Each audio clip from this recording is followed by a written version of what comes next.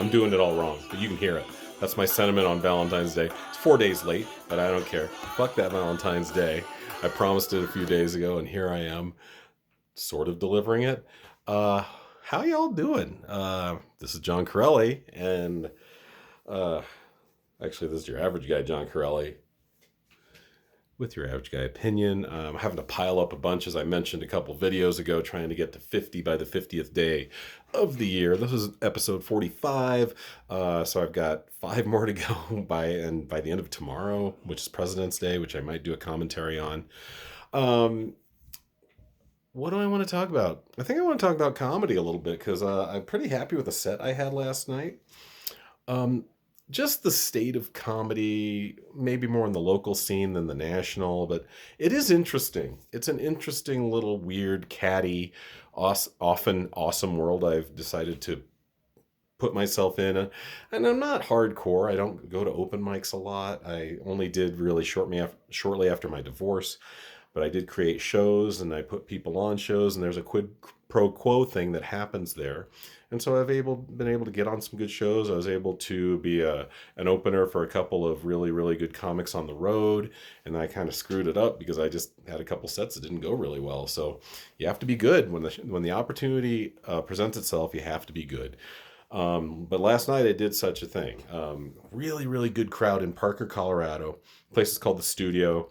They do a lot of different types of entertainment. They have a stage, they have a bar, they have drinks and eats, and we packed 100 people into that place. We being the promoter, Ryan Evans, who's one of my favorite guys. He's kind of hated on the scene because he often asks people to put him on shows, and he's a great host.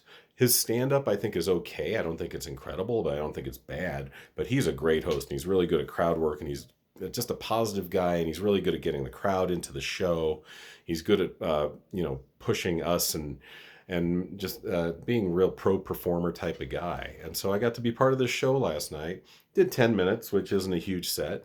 I went third out of 5 comics, which is the sweet spot. I mean, right in the middle. You talk about people haven't gotten bored yet, and they're not still coming in fresh off the street. And it's a perfect spot. So 2 people ahead of me did really well, but I did even better. I can just tell. But I mean, I can say with honesty, I crushed last night, and that's rare that I say that.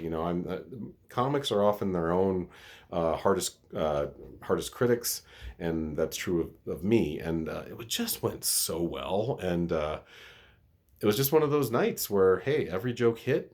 They liked me for whatever reason. I mean, telling the jokes right helps. One joke I actually did screw up, but it didn't matter. It was one of those jokes where if it ends here instead of here, it's fine. No one's going to know the difference. All right. But so, yeah, I mean, I did a couple jokes about being a school teacher, and then I did the other 3 jokes on each generation sucking. the boomers, the Xers, and the millennials. Okay. And it was fun. It was a great set. I'm looking forward to working with Ryan or whoever will hire me again. The only mistake I made is I didn't have anyone record me. I should have had my friend record me, and I didn't because it was a good set. But comedy's weird. A lot of people don't like Ryan because he will ask people, like I said, the quid pro quo thing is real. Put me on my show, I'll put you on my show. Or put me on your show and I'll put you on my show. Generally that type of thing. And a lot of people haven't done that for Ryan. I tried for Ryan about a year or 2 ago when I was running a room out in Elbert, Colorado, in the middle of cattle country, out on the plains here in Colorado. And unfortunately, he didn't want to accept what I could pay him. So he said no. And then, like a month or 2 ago, when I asked to get on his show, he's like, well, can I get on your show? And I was like, unfortunately, the show doesn't exist anymore. And that's the nature of comedy. I mean, some mics will last forever. I was at the Mercury Cafe for like 4 years doing either open mics or showcases, oftentimes during Black Lives Matter, doing showcases for benefit shows, making money for Black Lives Matter and Planned Parenthood and, oh gosh, I forgot the name of the organization, but pro cleaning up the planet type of places, and even Earth Justice, like that, stuff like that. And it's just been it's such a weird waterway. It's such a weird river, tributary, ocean that you get into in this world. I mean, it's been a lot of fun, but it's a lot of work too. I like writing. I love writing.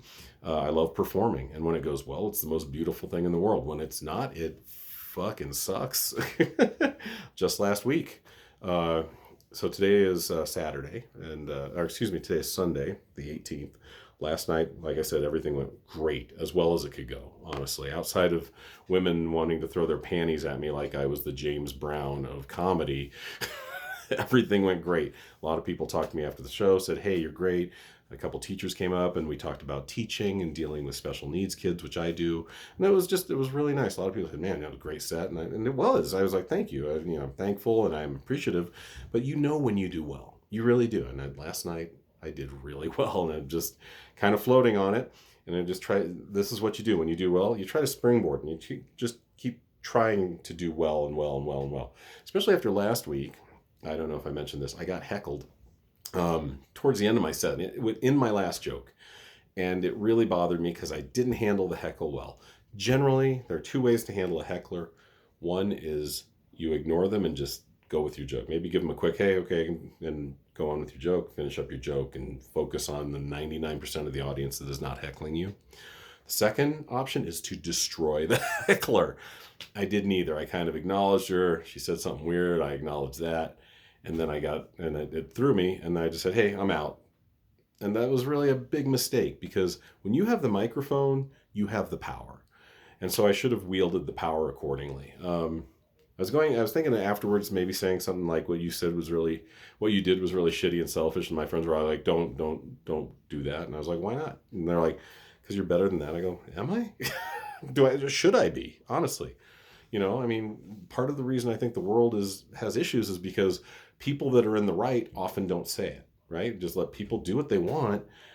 And I don't know what the fear is of physical retaliation, verbal retaliation. I don't know, but you know, I still believe that more people are right than not right, or good than not good in this world.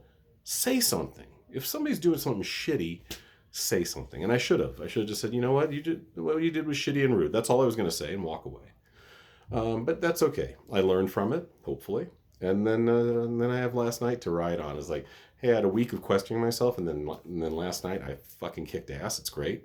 I'm on a roast, and I mentioned that in the last video or two.